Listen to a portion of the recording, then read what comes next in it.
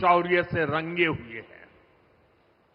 भाइयों बहनों, स्वतंत्रता आंदोलन में ट्राइबल समाज के योगदान को हम भुला नहीं सकते हैं और आजादी के बाद यह काम होना चाहिए था, लेकिन कुछ ही परिवारों को आजादी का श्रेय देने के मोह में मेरे लक्षावधि आदिवासी भाई बहनों की त्याग, तपस्या, बलिदान को नकार दिया गया। और इसलिए 2014 के पहले देश में कोई भगवान बिरसा मुंडा को याद करने वाला नहीं था। सिर्फ उनके अगल बगल के गांव तक पूछा जाता था।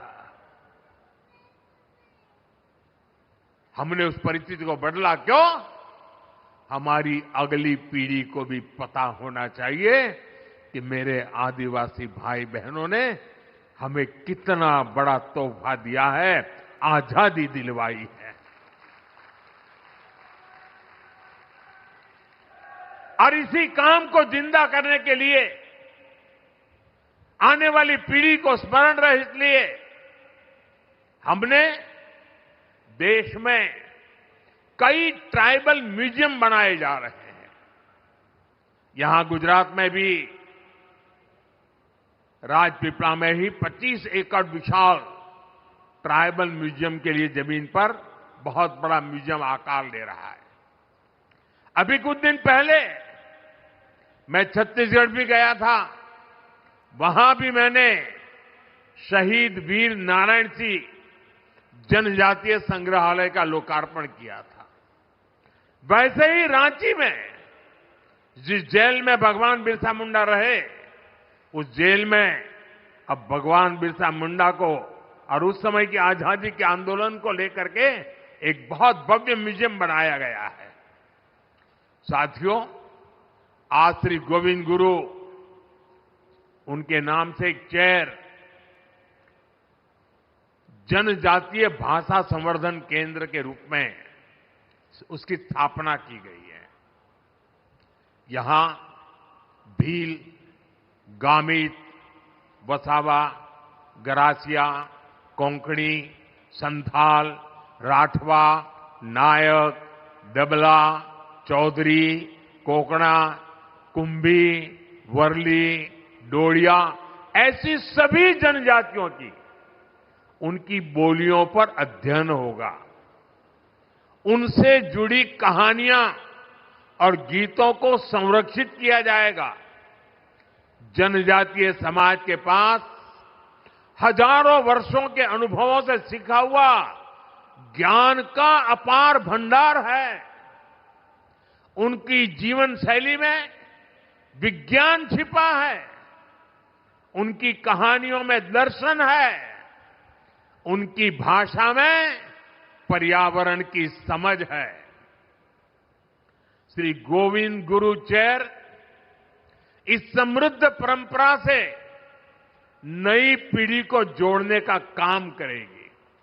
साथियों, आज जनजातीय गौरव दिवस का ये अवसर हमें उस अन्याय को भी याद करने का अवसर देता है जो हमारे करोड़ों आदिवासी भाई बहनों के साथ किया गया। देश में 6 दशक तक राज करने वाली कांग्रेस ने आदिवासियों को उनके हाल पर छोड़ दिया था। आदिवासी इलाकों में कुपोषण की समस्या थी, स्वास्थ्य सुरक्षा की समस्या थी, शिक्षा का अभाव था, कनेक्टिविटी का तो नामो निशान नहीं था।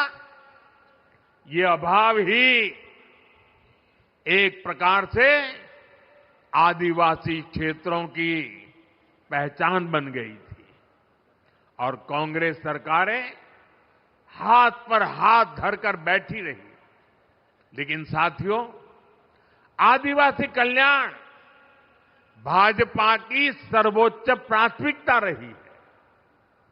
हम हमेशा इस संकल्प को लेकर चले कि हम आदिवासियों के साथ हो रहे अन्याय को समाप्त करेंगे, उन तक विकास का लाभ पहुंचाएंगे।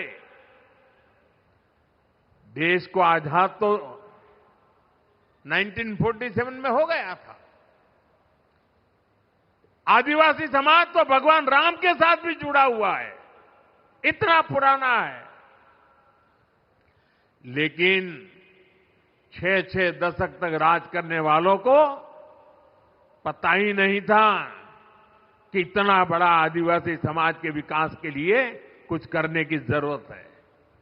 साथियों, जब पहली बार अटल बिहारी वाजपेयी प्रधानमंत्री बने, भाजपा की सरकार बनी, तब देश में पहली बार जनजातीय समाज के लिए एक अलग मंत्रालय का गठन किया था। उसके पहले नहीं किया गया। लेकिन अटल जी की सरकार के बाद 10 साल जो कांग्रेस को फिर से काम करने का मौका मिला, तो उन्होंने इस मंत्रालय की उपेक्षा की, पूरी तरह भुला दिया गया। आप कल्पना कर सकते हैं, 2013 में कांग्रेस ने जनजातीय कल्याण के लिए कुछ हजार रुपए की योजना बनाई। कुछ हजार रुपए, एक जिले में 1000 रुपए से काम नहीं होता है। हमारी सरकार आने के बाद हमने बहुत बड़ी वृद्धि की, उसके हितों की चिंता की, हमने मंत्रालय के बजट को बढ़ाया और आज जनजातीय मंत्रालय का बजट अनेक गुना बढ़ा करके हमने आज जनजातीय क्षेत्रों के विकास का बीड़ा उठाया है। शिक्षा हो, स्वास्थ्य हो, कनेक्टिविटी हो, हर क्षेत्र में हम आगे बढ़ने का प्रयास कर रहे हैं। साथियों, एक समय यहां गुजरात में भी आदिवासी इलाकों में स्थिति बहुत अच्छी नहीं थी। हालात ये थी कि अंबाजी से उमरगांव तक पूरे आदिवासी पट्टे में एक भी साइंस स्ट्रीम की स्कूल तक नहीं थी। साइंस स्कूल नहीं थी। डेडियापाड़ा और सागबारा जैसे इलाकों में विद्यार्थियों को आगे पढ़ने का मौका नहीं मिल पाता था। मुझे याद है, जब मैं गुजरात का मुख्यमंत्री था, तो मैंने